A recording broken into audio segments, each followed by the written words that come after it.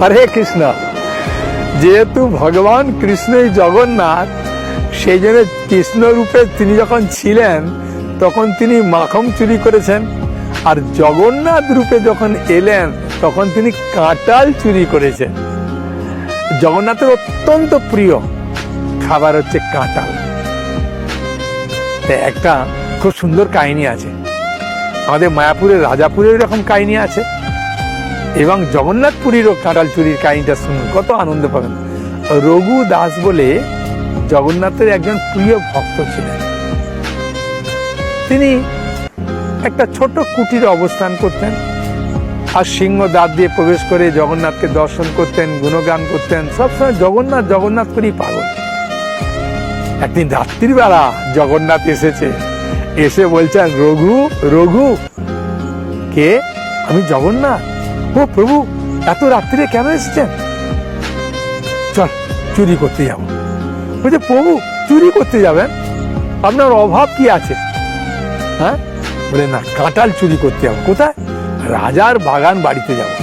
প্রভু, রাজা আমার বন্ধু, যদি আমি বলি যে কাঁঠাল জগন্নাথ খেতে চেয়েছে, আপনাকে গাড়ি গাড়ি কাঁঠাল পৌঁছে দেবে, চিন্তা করবেন না।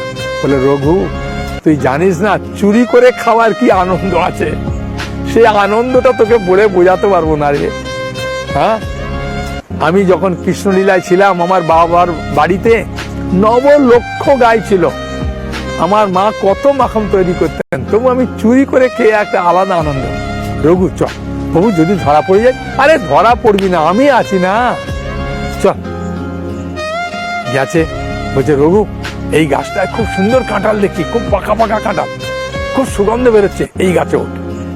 রঘু উঠেছে, উঠে বলছেন, প্রভু বিরাট বড় কাঁঠাল, পুরা পেকে একদম হয়ে গেছে, ফেটে মানে পাকা হয়ে একদম হয়ে গেছে, এই হাত দিলেই প্রভু খসে পড়বে, প্রভু ভালো করে ধরুন। বলে, জগন্নাথ বললে, কোনো চিন্তা নেই, আমি হাত আছি, ধরেছি, তুই খালি ফেল। আর খস করে ঘুরিয়েছে, আর কাঁঠাল গেছে পড়ে, জগন্নাথ গেছে পালিয়ে।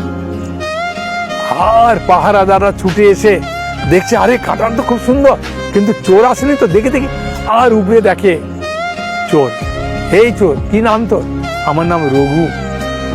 রঘু দাস? আরে তুই তো রাজার খুব প্রিয়, তুই চুরি করতে এসেছিস?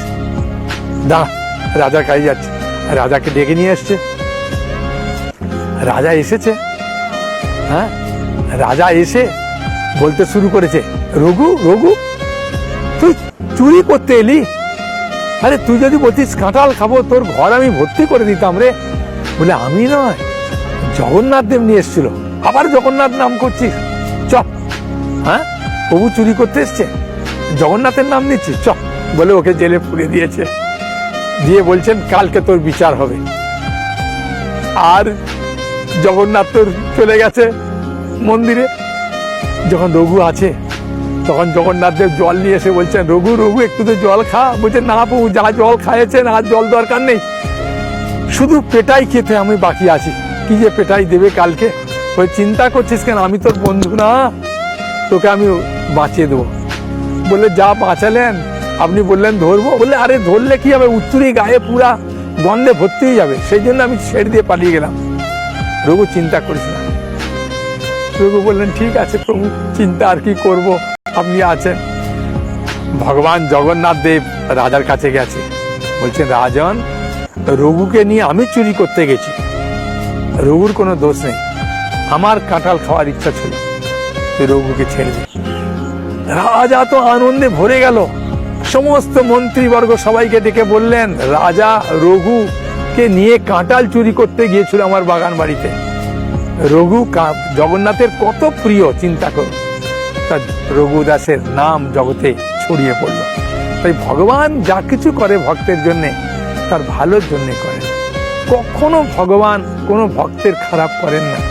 শুধু আমরা বুঝতে পারি না যে ভগবান আমার কি মঙ্গল করছেন, সেই জন্য আমরা অনেক সময় অনেক কিছু করে ফেলি। ভগবান জগতের মঙ্গলের জন্য তিনি এসেছেন, জগৎবাসীকে কৃপা করার জন্য এসেছেন, ভক্তকে কৃপা করার জন্য এসেছেন। তাই আমাদের উচিত জগন্নাথের নাম গুণগান করা, আর জগন্নাথকে ভালো ভালো কাঁঠাল এনে জগন্নাথকে ভোগ লাগানো। হরে কৃষ্ণ।